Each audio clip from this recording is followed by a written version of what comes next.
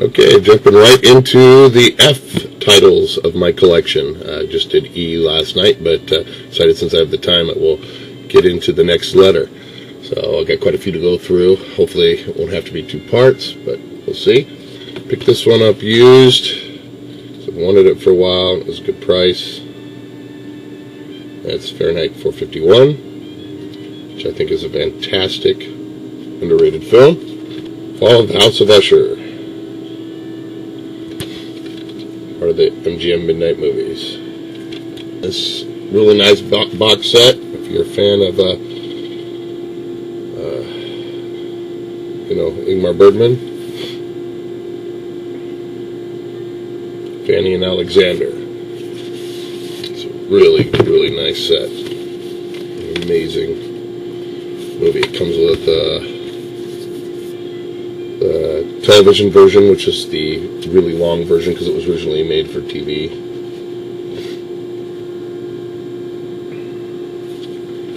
And it's long, but every scene is worthwhile. And this is the making of part, 2 discs on the making of.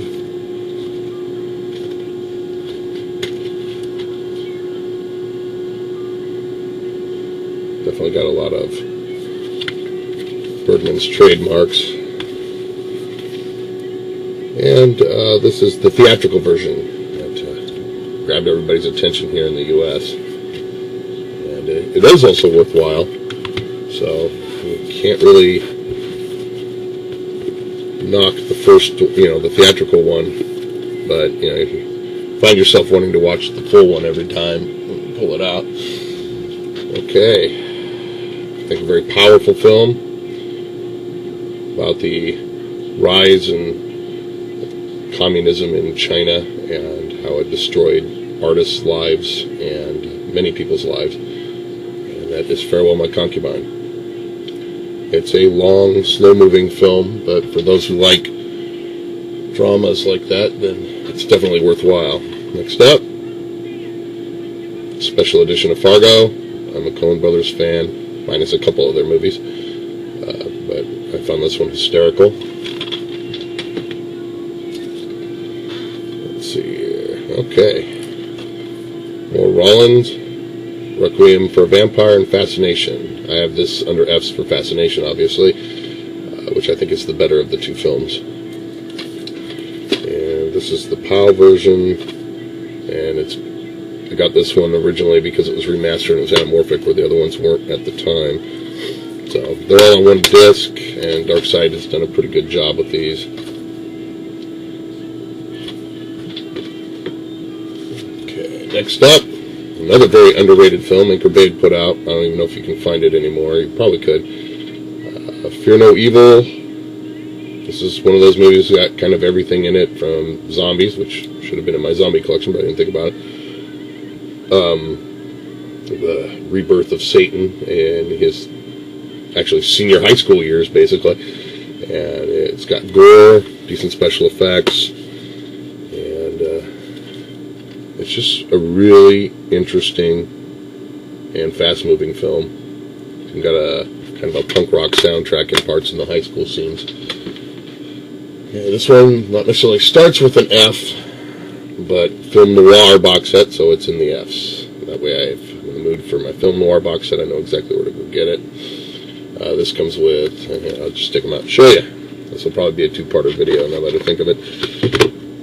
Okay, we got Railroaded, which I don't think I've watched this one yet. The Unlocked Doors, which I have watched and is excellent.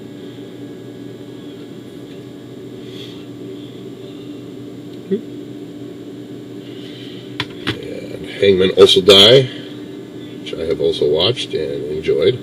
Not as strong as a film as I would have liked from Fritz Lang, but definitely worthwhile movie in my collection. The Long Night, this one's a classic. Very understated performance by Fonda there. Really, really good. And Sudden Fear, which most noir fans have seen, including myself. And actually a really strong film. So glad to have this in my collection. This is another shout out to, I think it was Extra the Mutilator got me this for, it was my birthday.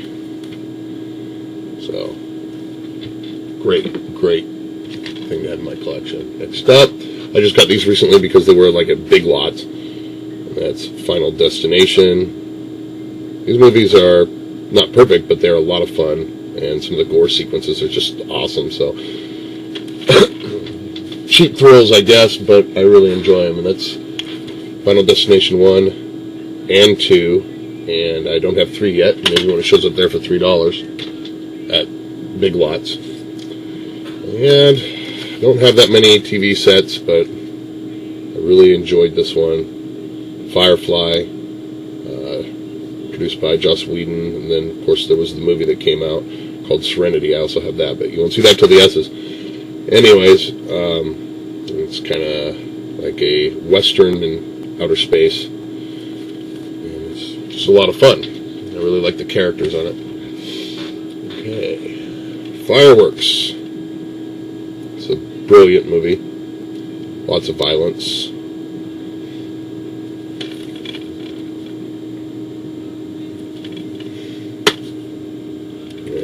That's the original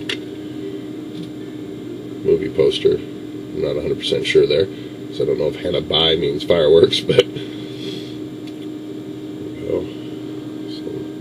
Beat Takashi, or Takeshi Kitano, or Takeshi, I can't pronounce his name, so we'll just have to live with that. Okay, Collector's Edition. Fish Called Wanda. I haven't taken the sticker off, but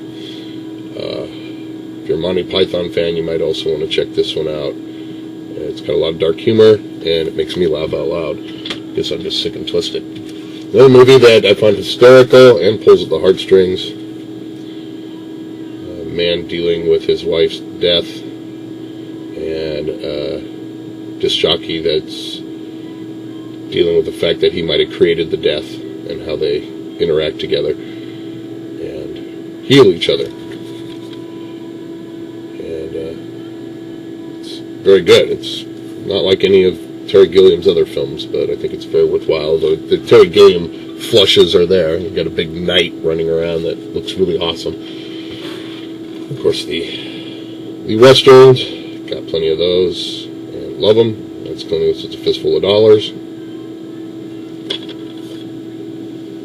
I think I got this when it first came out, so it was a little more, but most of these you can find have been re-released 3 or 4 times and are now pretty cheap. Another underrated film from the, I think it was the 60s. Yeah, 1962. The Flesh Eaters. Movie's just kind of nuts if you've never seen it, especially for a 62 film. Some of the original artwork there. And it's just kind of crazy. Nazi scientists on the beach. Makes all these little micro critters that eat your flesh if you're in the water. Okay. Next up, this one's a lot of fun, a lot of action. Flying Dagger. This is, I believe, one of the Chinese DVD releases.